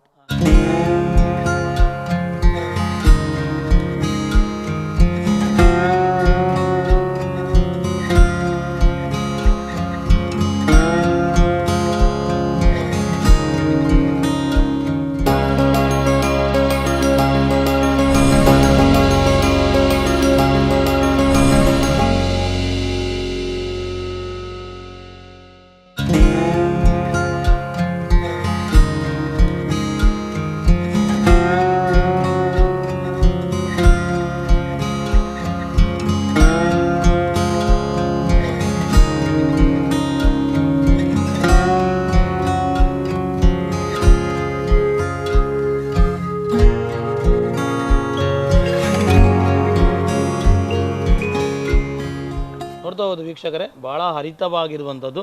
ಇದರಲ್ಲಿ ಕಟ್ ಮಾಡ್ತಾ ಹೋಗುವಾಗ ಕಾಯಿಗಳಿಗೆ ಅಥವಾ ಅವುಗಳೆಲ್ಲ ಸಮಸ್ಯೆ ಆದರೆ ಅದರಲ್ಲಿ ಏನಾದ್ರು ಪ್ರಾಬ್ಲಮ್ ಹೇಳ್ತಾರಾ? ಹೌದು, ಅದು ಕಾಯಿ ಕಟ್ಟಾದರೆ ಕಟ್ ಆಗಬಾರ್ದು ಅಂತ ಹೇಳ್ತಾರೆ. ಕಟ್ ಆಗಬಾರ್ದು. ಹೌದು, ಕಟ್ ಆದರೆ ಅದಂದರೆ ಅದಕ್ಕೆ ಇನ್ಫೆಕ್ಷನ್ ಆಗ್ತದೆ ಅಲ್ಲ ಕಾಯಿಗೆ, ಅವ್ರಿಗೆ ಆಯಿಲಿಗೆ ಪ್ರಾಬ್ಲಮ್ ಆಗ್ತದೆ. ಹಾಗೆ ಕಟ್ ಆಗದ ಹಾಗೆ ತೆಗೆದ್ರೆ ಒಳ್ಳೆ ನೋಡ್ಕೊಬಿಡಿ. ಈಗ ತುಂಬ ಹೈಟ್ ಇದೆ ಎನಿಸ್ಕೊಳ್ಳುವ, ಈಗ ನಿಮ್ಮದೇ ಸದಾನಿಗೆ ಹೈಟ್ಗಳಿದೆ, ಹೌದು, ಅದನ್ನ ಕಟ್ ಮಾಡಿದಾಗ ಕೆಳಗೆ ಬಿದ್ದಾಗ ಎಲ್ಲ ಪ್ರಾಬ್ಲಮ್ ಆಗುತ್ತೆ. ಕೆಳಗೆ ಬಿದ್ದಾಗ ಏನು ಪ್ರಾಬ್ಲಮ್ ಆಗುದಿಲ್ಲ, ಅದು ಅಷ್ಟು ಗಟ್ಟಿಯಾಗಿ ಉಂಟು. ಮತ್ತು ಅದು ಹತ್ತಿರ ಇರುವುದರಿಂದ ಮತ್ತು ಅದಕ್ಕೆ ಮೇಲೆ ಮುಳ್ಳು ಉಂಟು, ಹಾಗೆ ಅದು ಬಿದ್ದರೂ ಏನಾಗುದಿಲ್ಲ, ಆ ಪ್ರಾಬ್ಲಮ್ ಇಲ್ಲ ಅದರಲ್ಲಿ. ಹಾಗೆ ಇಲ್ಲದ್ರೆ ಎಷ್ಟು ಮೇಲಿನಿಂದ ಬಿದ್ದರೂ ಅದು ಡ್ಯಾಮೇಜ್ ಆಗುದಿಲ್ಲ ಇಲ್ಲ. ಈಗ ನೀವು ಬುಡಕ್ಕೆ ಹಾಕಿರುವಂತ ನೋಡ್ಬೋದು, ಮಲ್ಚಿಂಗ್ ಮಾಡ್ತಾ ಹೋಗಿ ಭಾಳ ಚೆನ್ನಾಗಿ ಇದೇ ರೀತಿ ಮಾಡಬೇಕು ಅಂತ ಏನಾರು ಇದೆಯಾ? ಇದು ಅವರವ್ರಿಗೆ ಬಿಟ್ಟದ್ದು. ಅಂದರೆ ಕೆಲವು ಇದರಲ್ಲೆಲ್ಲ ನಾನು ನೋಡಿದ್ದೇನೆ, ವಿಡಿಯೋ ಎಲ್ಲ ನೋಡುವಾಗ ಅವರೆಲ್ಲ ಇದರದ್ದು ಕಟ್ ಮಾಡಿದ್ದು ಎಲ್ಲ ಒಂದೇ ಕಡೆಯಲ್ಲಿ ರಾಶಿ ಹಾಕ್ತಾರೆ, ಒಂದೇ ಕಡೆಯಲ್ಲಿ ರಾಶಿ ಮಾಡಿ ಅಲ್ಲೇ ಕಂಪೋಸ್ಟ್ ಮಾಡ್ತಾರೆ, ಇದು ಮಾಡ್ತಾರೆ, ಇದು ಮಾಡಿ ಇದು ಮಾಡಿ. ನಾನು ಹಾಗೆ ಮಾಡಲಿಲ್ಲ, ನಾನು ಇದನ್ನೇ ಹಾಗೆ ಅದು ಮಲ್ಚಿಂಗ್ ಆಗಿ ಬಿಡ್ತೇನೆ. ಮಲ್ಚಿಂಗ್ ಆಗಿ ಬಿಟ್ಟದ್ರಿಂದ ನನಗೆ ಅಡ್ವಾಂಟೇಜ್ ಅಂದರೆ, ಒಂದು ಬೇರೆ ಅದಕ್ಕೆ ಮಲ್ಚಿಂಗ್ ಹಾಕಬೇಕಂತ ಇಲ್ಲ, ಅದು ಅಷ್ಟು ಮಲ್ಚಿಂಗ್ ಹಾಕಿದ್ರಿಂದ ಒಂದು ಅದರದ್ದು ತೇವಾಂಶ ಒಳಗೆ ತೇವಾಂಶ ಒಳ್ಳೆಯದು ಉಳಿಯುತ್ತದೆ. ಮತ್ತು ನೀವು ಕೊಟ್ಟ ಎಂಥ ಫರ್ಟಿಲೈಸರ್ಸ್ ಏನಾದರೂ ಕೊಟ್ಟರು ಕೂಡ, ನಾನು ಫರ್ಟಿಲೈಸರ್ ಕೂಡ ಒಂದೇ ಕಡೆಯಲ್ಲಿ ಕೊಡೋದಿಲ್ಲ, ಸುತ್ತಲೂ ಕೊಡೋದಿಲ್ಲ, ಅಲ್ಲಿ 4-5 ಇದರಲ್ಲಿ ಇದರಲ್ಲಿ ಕೊಡ್ತೇನೆ. ಅದಕ್ಕೆ ನೀವು ಡೈರೆಕ್ಟ್ ಆಗಿ ಮೇಲಿಂದನೇ ಹಾಕ್ತೀರಾ ಅಥವಾ ಭೂಮಿಗೆ? ನಾನು ಸ್ವಲ್ಪ ಇದನ್ನು ಬಿಡಿಸಿ, ಸ್ವಲ್ಪ ಜಾಗವನ್ನು ಬಿಡಿಸಿ, ಒಂದು 2 kg ಇದ್ದಿದ್ರೆ ಒಂದು 4 ಅಥವಾ 5 ಇದರಲ್ಲಿ ಡಿವೈಡ್ ಮಾಡಿ ಅದರಲ್ಲಿ ಹಾಕ್ತೇನೆ. ಈಗ ಒಂದೇ ಬುಡಕ್ಕೆ ಹಾಕುದು ಅಂತ ಹೇಳಿದ್ರೆ 4-5 ಪ್ಲೇಸ್ಗಳಿಗೆ ಹಾಕ್ತೇನೆ. ಒಂದೇ ಕಡೆಯಲ್ಲಿ ಇಲ್ಲ, ಎಲ್ಲ ಒಂದೇ ಕಡೆಯಲ್ಲಿ ಕೂಡ ಆಗುದಿಲ್ಲ, ಸುತ್ತಲೂ ಕೂಡ ಸುತ್ತಲೂ ಹಾಕುದಿಲ್ಲ. ಯಾಕೆಂದರೆ ಅದು ನನ್ನ ಇದರಲ್ಲಿ ಸುತ್ತ ಹಾಕಿದರೆ ಎರೆಹುಳು ಉಂಟಲ್ಲ, ಆ ಎರೆಹುಳಕ್ಕೆ ತೊಂದರೆ ಆಗ್ತದೆ. ಯಾಕೆಂದರೆ ಅದು ಎರೆಹುಳಕ್ಕೆ ಅದು ತಾಗಿದರೆ ಅದು ಸಾಯುವ ಚಾನ್ಸಸ್ ಜಾಸ್ತಿ. ಸ್ವಲ್ಪ ಉರಿ ಇದೆಯಾ? ಉರಿ ಉಂಟು. ಫರ್ಟಿಲೈಸರ್ ಫರ್ಟಿಲೈಸರ್ ಅಲ್ಲ, ಇದಕ್ಕೆ ಯಾವ್ದು ಹಾಕೋದು? ನಾವು ಸಾವಯವ ಬೇರೆ, ಸಾವಯವ ಹೇಗೂ ಆಗ್ತದೆ. ಮತ್ತು ಸಾವಯವ ನಾನು ಜಾಸ್ತಿ ಹಾಕ್ಲಿಕ್ಕೆ ಸ್ಟಾರ್ಟ್ ಮಾಡಲಿಲ್ಲ. ನಾನಂದರೆ ಇದಕ್ಕೆ ಮಲ್ಚಿಂಗ್ ಜಾಸ್ತಿ ಉಂಟು, ಮತ್ತು ಇದಕ್ಕೆ ನಾನು ಅಡಿಕೆ ಸಿಪ್ಪೆ ಮತ್ತು ತೆಂಗಿನ ಸಿಪ್ಪೆ ಅದನ್ನೆಲ್ಲ ಹಾಕಿದ್ದೇನೆ. ಅದು ಹಾಕಿದ್ರೆ ಅದಕ್ಕೆ ಮಲ್ಚಿಂಗ್ ಕೂಡ ಆಗ್ತದೆ, ಸಾವಯವ ಇದು ಕೂಡ ಆಗ್ತದೆ. ಹೌದು. ಈಗ ನೀರಾವರಿ ಅಂತ ಹೇಳುವಾಗ ಯಾವ ರೀತಿಯಾಗಿ ನೀರುಗಳನ್ನು ಕೊಡ್ತಾ ಹೋಗ್ತೀರಿ? ಎಷ್ಟು ದಿವಸ ನೀರಾವರಿ ನಾನು ವಾರಕ್ಕೆ ಒಮ್ಮೆ ಕೊಡ್ತೇನೆ. ವಾರಕ್ಕೆ ಒಮ್ಮೆ. ಯಾವ ಟೈಪಲ್ಲಿ ಕೊಡ್ತೀರಿ? ಇದಕ್ಕೆ ನಾನು ಬಬ್ಲರ್ಸ್ ಈ ಏರಿಯಾ ಸ್ವಲ್ಪ ಏರಿಯಾಕ್ಕೆ ಬಬ್ಲರ್ಸ್ ಹಾಕಿದ್ದೇನೆ. ಬಬ್ಲರ್ನಲ್ಲಿ ಕೊಟ್ಟರೆ ನಿಮಗೆ ಒಂದು ಸೈಡ್ನಲ್ಲಿ ಇಲ್ಲಿ ಆ ಸೈಡ್ನಲ್ಲಿ ಕೊಟ್ಟರೆ ಅದು ಸ್ವಲ್ಪ ಸ್ಪ್ರೆಡ್ ಆಗಿ ಎಲ್ಲದಕ್ಕೂ. ಹೌದು ಹೌದು. ಅಲ್ಲ, ಒಂದೇ ಸೈಡ್ನಲ್ಲಿ ಕೊಟ್ಟರೆ ಅಂದರೆ ಈ ಸೈಡ್ಗೆ ಮಾತ್ರ ಆಗ್ತದೆ, ಆ ಸೈಡ್ ಡ್ರೈ ಆಗ್ತದೆ ಅಷ್ಟೇ. ಕೊಡ್ಬೋದು ಒಂದೇ ಕಡೆಯಲ್ಲಿ, ಏನು ಸಮಸ್ಯೆ ಇಲ್ಲ. ಅದೀಗ ಹೇಗಾಗ್ತದೆ? ಡ್ರಿಪ್ಪಿಂಗ್ನ ಮೂಲಕ ಹೋಗ್ತದೆ ಅಥವಾ ಅಲ್ಲ, ಇಲ್ಲಿಂದ ಸ್ಪ್ರೆಡ್ ಆಗ್ತದೆ. ಇಲ್ಲಿಂದ ಹೀಗೆ ಮಾಡಿದ್ರೆ ಹೌದು, ಸ್ಪ್ರಿಂಕ್ಲರ್ ಟೈಪ್ನಲ್ಲಿ. ಸ್ಪ್ರಿಂಕ್ಲರ್ನಲ್ಲಿ ರೌಂಡ್ ಇದಾಗ್ತದೆ, ಇದು ಹೀಗೆ. ಮತ್ತೊಂದು ಆ ಸೈಡ್ ಕೆಳಗೆ ಅಲ್ಲ, ಆ ಸೈಡ್ನಲ್ಲಿ ಅಲ್ಲ, ವಿಂಕ್ಲರ್ ಅಂತ ಹಾಕಿದ್ದೇನೆ. ವಿಂಕ್ಲರ್ ಅಂದರೆ ಅದು ಇದರಿಂದಾಗಿ ಮಳೆ ಆಗಿ ಬೀಳ್ತದೆ, ಸುತ್ತಲೂ ಬೀಳ್ತದೆ. ಅಂದರೆ ಹೈಟ್ ಕೊಟ್ಟಿದ್ದೀರಾ? ಇಲ್ಲ, ಇಷ್ಟೇ ಹತ್ತಿರಲ್ಲಿ ಹೈಟ್ನಲ್ಲಿ ಕೊಟ್ಟಿದ್ದೇನೆ. ಅದು ಸುತ್ತಲೂ ಕೊಡ್ತದೆ, ಅಂದರೆ ಒಂದು 10-12 ಫೀಟ್. ಅದು ಒಳ್ಳೆ ಪ್ರೆಷರ್ ಇದ್ದರೆ 15 ಫೀಟ್ವರೆಗೆ ಹೋಗ್ತದೆ ರೌಂಡ್. ಅದಕ್ಕೆ ಆ ಲೆವೆಲಲ್ಲಿ ಹಾಕಿದರೆ ಅದು ಬೆಸ್ಟ್. ಅಂದರೆ ಮಾತ್ರ ಎರಡು ಡಿಸ್ಅಡ್ವಾಂಟೇಜ್ ಏನಂದರೆ, ಅಷ್ಟು ಹಾಕಿದರೆ ನಿಮಗೆ ಹುಲ್ಲು ಬೆಳೆಸಿ ಸರ್ ಅದೊಂದು ಸ್ವಲ್ಪ ತಂಪಿಗೆ ಭೂಮಿ ಅದು. ಮತ್ತು ಅತಿ ಒಳ್ಳೆಯದು ಏನಂದರೆ ಎಲ್ಲ ಬೇರುಗಳಿಗೆ ಸರಿಯಾಗಿ ನೀರು ಸಿಗ್ತದೆ. ಯಾಕಂದ್ರೆ ಇದು ತೆಂಗಿನ ಮರದ ಹಾಗೆ ಸ್ಪ್ರೆಡ್ ಆಗ್ತದೆ. ಇದರದ್ದು ಬೇರು ನೋಡಿ, ಇಷ್ಟು ಈಗ ಇಲ್ಲಿ ಆಗಿದ್ರೆ ಇಲ್ಲಿ ಕೂಡ ಬೇರು ಉಂಟು, ಅದು ಉಂಟು ಎಲ್ಲ ಬೇರು. ಒಂದು ರೀತಿಯಲ್ಲಿ ತೆಂಗಿನ ಮರದ ರೀತಿಯ ಸೇಮ್ ಜಾತಿ. ತೆಂಗಿನ ಮರಕ್ಕಿಂತ ನಾವು ಏನು ಹೇಳ್ಬೋದು, ಇದು ನಮ್ಮ ಈರೋಳು ಸೇಮ್ ಟೈಪ್ ಅದೇ ರೋಬಸ್ಟ್ ಅಂತ ಇದುಂಟು, ರೋಬಸ್ಟ್ ಇದುಂಟು, ಅದಕ್ಕೆ ತಡೆಕೊಳ್ಳುವ ಕಾಯಿಗಳನ್ನು ನೋಡುವಾಗ ಅದೇ ರೀತಿ, ಯಾಕಂದ್ರೆ ದೊಡ್ಡ ಕಾಯಿ ಇದು ಸಣ್ಣ ಕಾಯಿ, ಬಟ್ ನೋಡ್ಲಿಕ್ಕೆ ಒಂದೇ ರೀತಿಯ size ಇರುವಂತದ್ದು. ಸರಿ ಸರಿ. ಲಾಭ, ಯಾಕಂದ್ರೆ ಪ್ರತಿಯೊಬ್ಬ ರೈತನಿಗೂ ಕೊನೆಯದಾಗಿ ಬೇಕಾಗಿರುವಂಥದ್ದು ಲಾಭ. ಲಾಭ, ಯಾಕಂದ್ರೆ ಅವನು ಲಾಭ ಇಲ್ಲ ಅಂತ ಹೇಳಿ ಕೃಷಿ ಮಾಡಿ ಪ್ರಯೋಜನ, ಹಾಗಂತೇಳಿ ಲಾಭವನ್ನೇ ನೋಡ್ಲಿಕ್ಕೆ ಆಗುದಿಲ್ಲ ಅಂತ ಗೊತ್ತಿರುವಂಥದ್ದು. ಲಾಭದ ಗಮನಿಸುವುದಲ್ಲಿ ತಾಳೆ ಬೆಳೆಯಲ್ಲಿ ಅಲ್ಲ ಅಡ್ವಾಂಟೇಜ್ ಅಂದರೆ, ತಾಳೆದ್ದು ಅಡ್ವಾಂಟೇಜ್ ಅಂದರೆ ನಿಮಗೆ ಇಡೀ ವರ್ಷ ಇನ್ಕಮ್ ಬರ್ತಾ ಇರ್ತದೆ. ಆದರೆ ಈಗ ತಾಳೆ ಕೃಷಿ ಮಾಡುವವರು ಒಂದು 2 ಎಕರೆಯಿಂದ 5 ಎಕರೆ, ಜಾಸ್ತಿ ಇದ್ದರೆ ಜಾಸ್ತಿ ಮಾಡ್ಬೋದು, ಒಂದು 5 ಎಕರೆವರೆಗೆ ಮಾಡಿದರೆ ಅವರಿಗೆ ರೆಗ್ಯುಲರ್ ಇನ್ಕಮ್, ಇವಾಗ ಹೇಗೆ ಎಂಪ್ಲಾಯೀಸ್ ಕಂಪನಿಯಲ್ಲಿ ಮಾಡೋರಿಗೆ ಹೇಗೆ ಇನ್ಕಮ್ ಬರ್ತದೆ, ಮಂತ್ಲಿ ಇನ್ಕಮ್ ಬರ್ತದೆ, ಆ ರೀತಿಯಲ್ಲಿ ಇನ್ಕಮ್ ಬರ್ತದೆ. ಅದೊಂದು ಮೇನ್ಲಿ ಮೋಸ್ಟ್ ಅಡ್ವಾಂಟೇಜ್. ಅದು ಹೇಗೆ ಕೆಜಿಗೆ ಯಾವ ರೀತಿಯಾಗಿ ಹೇಗೆ ರೇಟ್ ಇದೆ? ಈಗ ಕೆಜಿಗೆ ನಮಗೆ 18 ರೂಪಾಯಿ ಬರ್ತದೆ. ಬರ್ತಾ ಹೋಗ್ತದೆ. ಪ್ರಾರಂಭ ಅಂತ ಹೇಗಿತ್ತು ಪ್ರಾರಂಭದಲ್ಲಿ ಆ ಟೈಮ್ನಲ್ಲಿ ನಾವು ಸಾಧಾರಣ ಒಂದು 15-16ರಲ್ಲಿ ಕೊಡಲಿಕ್ಕೆ ಸ್ಟಾರ್ಟ್ ಮಾಡಿದ್ದೆವು. ಆ ಟೈಮ್ನಲ್ಲಿ 7 ರೂಪಾಯಿ ಇತ್ತು ಕೆಜಿಗೆ. ಮತ್ತು ಅದು ಏರಿಕೆ ಆಗ್ತಾಯಿತ್ತು ಆಯಿತು, ಮತ್ತು ಕೆಲವೊಮ್ಮೆ ಕಡಿಮೆ ಕೂಡ ಆಯಿತು. ಈಗ ಅದು ಮಾರ್ಕೆಟ್ ಇದರಲ್ಲಿ ಅದರದ್ದು ರೇಟ್ ಇದು ಮಾಡ್ತಾರೆ, ಅವರು ಡಿಸೈಡ್ ಮಾಡ್ತಾರೆ. ಹಾಗೆ ಈಗ ಪ್ರತಿಯೊಂದು ರೇಟ್ ಡಿಸೈಡ್ ಮಾಡುವಂಥದ್ದು ಕಂಪನಿಯ ಅಥವಾ ಯಾರು, ಹೇಗೆ? ಈಗ ನಿಮಗೆ ಬರುವಂಥ ಕಂಪನಿಗಳು, ಈಗ ಯಾವ ಕಂಪನಿ ಇದೆ? 3F oil. 3F oil. ಈಗ 3F ಆಯಿಲ್ ಅವರೇ ಡಿಸೈಡ್ ಮಾಡೋದು ಅಥವಾ ಸರ್ಕಾರ ಡಿಸೈಡ್ ಮಾಡೋದು? ಅದು ಸರ್ಕಾರ ಅವರಿಗೆ ಅವರ ಇನ್ಸ್ಟ್ರಕ್ಷನ್ ಪ್ರಕಾರ, ಅದು ತೋಟಗಾರಿಕೆ ಇಲಾಖೆ ಉಂಟು, ತೋಟಗಾರಿಕೆ ಮತ್ತು ಇದು ಅವರದ್ದು ಇದರಲ್ಲಿ ಅವರು ಡಿಸೈಡ್ ಮಾಡ್ತಾರೆ.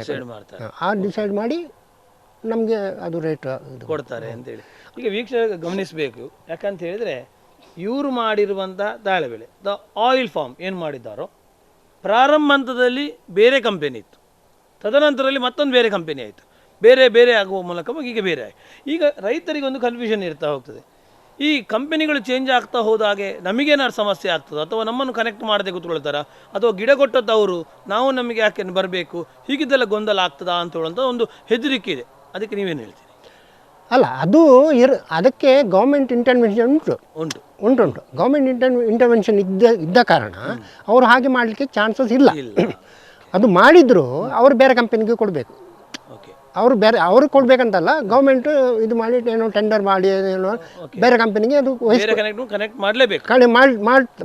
ಮಾಡಲೇಬೇಕು. ಮಾಡದಿದ್ರೆ ಮತ್ತೆ ಅದು ನಾವು ಏನು ಹೇಳಲಿಕ್ಕೆ ಆಗೋದಿಲ್ಲ. ಆದರೆ ಮಾಡ್ತಾರೆ. ಅದು ಅಷ್ಟು ಈಗ ಇದು ಮಾಡಲಿಕ್ಕೆ ಸಾಧ್ಯ ಇಲ್ಲ.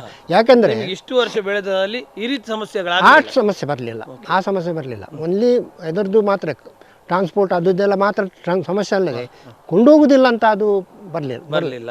ಈಗ ನಿಮಗೆ ಈಗ ಕಟಾವು ಮಾಡಲಿಕ್ಕೆ ಹೇಳ್ತಾ ಹೋಗ್ತಾರೆ, ಇವತ್ತು ಕಟಾವು ಮಾಡಿ, ಇವತ್ತು ಕಟಾವು ಮಾಡಿ ಅಂತ ಹೇಳ್ತಾ ಕೂಡ ನಾಳೆ ಬರ್ತಾರ, ಹೀಗಿದ್ದೇ ಸಮಸ್ಯೆಗಳಾಗಿದೆ. ಅವರಂದ್ರೆ ನಾವು ಇಷ್ಟೇ ನಾಳೆಗೆ ನಾವು ಇದನ್ನು ಕೊಂಡೋಗ್ತೇವೆ, ನೀವು ಕಟ್ ಮಾಡಿ ಇಡಿ ಅಂತ.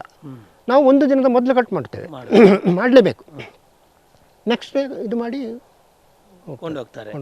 ಕಡೆಯದಾಗಿ ಎಲ್ಲ ರೀತಿಯಾಗಿರುವಂತಹ ರೈತ ಮಿತ್ರರಿಗೆ ಹೇಳಬೇಕು, ತಾಳೆ ಬೆಳೆ ಬೆಳೆದ ನಂತರ ಯಾವ ರೀತಿಯಾಗಿರುವಂಥ ಒಂದು ಒಳ್ಳೆ ರೀತಿಯಾಗಿರುವಂಥ ಆದಾಯವನ್ನು ಪಡ್ಕೊಳ್ಬೋದು. ನಾನು ಸಜೆಸ್ಟ್ ಮಾಡೋದಾದರೆ ನಿಮ್ಮ ಹತ್ರ ಎಕ್ಸ್ಟ್ರಾ ಜಾಗ ಉಂಟು, ಮತ್ತು ಖಾಲಿ ಜಾಗ ಉಂಟು, ಏನು ಮಾಡದ ಜಾಗ ಉಂಟು, ಅದರಲ್ಲಿ ನಿಮಗೆ ಜಾಸ್ತಿ ಇದು ಮಾಡಿ, ಇದರಲ್ಲಿ ಜಾಸ್ತಿ ನಿಮಗೆ ಶ್ರಮ ಇಲ್ಲ, ಒಮ್ಮೆ ಮಾಡಿ ಬಿಟ್ಟರೆ ನಿಮಗೆ ಅದು ಅದಷ್ಟಕ್ಕೆ ಬೆಳೀತಾ ಇರ್ತದೆ. ಮತ್ತು ಒಂದು 3-4 ವರ್ಷ ಆಗುವಾಗ ನಿಮಗೆ ಇನ್ಕಮ್ ಶುರುವಾಗ್ತದೆ. ಅದಕ್ಕೆ ನೀವು ಜಾಸ್ತಿ ಅಟೆನ್ಷನ್ ಕೊಡಬೇಕಂತ ಇಲ್ಲ. ಹಾಗೆ ಅದನ್ನು ಕಂಟಿನ್ಯೂ ಆಗಿ ನಿಮಗೆ ಇನ್ಕಮ್ ಬರ್ತದೆ. ಆ ಇನ್ಕಮ್ ನಿಮಗೆ ಒಂದು ಅಡ್ವಾಂಟೇಜ್. ಅದು ನಿಮಗೆ ಬೇರೆ ಬೆಳೆಯಲ್ಲಿ ಆದರೆ ನೀವು ಅದರ ಮೇಲೆ ನಿಮಗೆ ನೋಡಿ, ಅಡಿಕೆ ನಿಮಗೆ ಒಳ್ಳೆ ಇನ್ಕಮ್ ಬರ್ತದೆ, ಹೋದರೆ ನಿಮಗೆ ಝೀರೋ ಕೂಡ ಆಗ್ತದೆ. ಆಗ ಏನು ಮಾಡ್ತೀರಿ? ಆದರೆ ಆ ಪ್ರಶ್ನೆ ಇಲ್ಲ. ಇದರಲ್ಲಿ ಏನಾದರೂ ಸ್ವಲ್ಪ ಆದರೂ ನಿಮ್ಗೆ ಇನ್ಕಮ್ ಬರ್ತದೆ, ಡೆಫಿನೆಟ್ಲಿ ಬರ್ತದೆ. ಸಮಸ್ಯೆಗಳು ಇರುವುದಿಲ್ಲ. ಹಾಗೆ ಅದೊಂದು ಅಡ್ವಾಂಟೇಜ್.